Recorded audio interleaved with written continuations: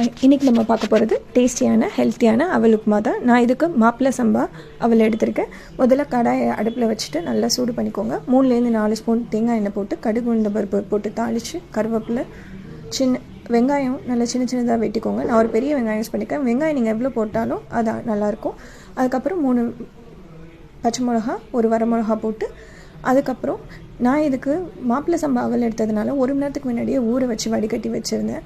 Suppose உங்களுக்கு 1 மணி நேரத்துக்கு முன்னாடி டைம் இல்லை அப்படின்னா ஒரு 5 நிமிஷத்துக்கு முன்னாடியே சுடுதண்ணி நல்லா வச்சு அது மேலே மாப்பிள்ளை சம்பா அவல் போட்டு ஊற வச்சுருங்க.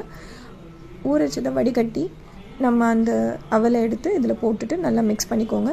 அதுக்கப்புறம் தேவையான அளவு உப்பு போட்டு மூடி போட்டு ஒரு 5 மினிட்ஸ் லோ ஃப்ளேமில் அப்படியே விட்டுருங்க. நல்லா குக் ஆகிடும்.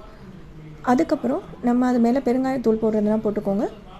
நான் இன்றைக்கி பெருங்காயத்தூள் போடலை. அதுவும் இல்லாமல் நம்ம தேங்காய் பூ கூட அது மேலே போட்டு சாப்பிட்லாம். என்கிட்ட இன்றைக்கி தேங்காய் இல்லாததுனால நான் முந்திரி பருப்பு வறுத்து அது மேலே போட்டு சாப்பிட்டேன். இதை நீங்கள் சட்னி, தக்காளி சட்னி, தேங்காய் சட்னி, சாம்பார் எது கூட வேணால் பேர் பண்ணி சாப்பிட்லாம்.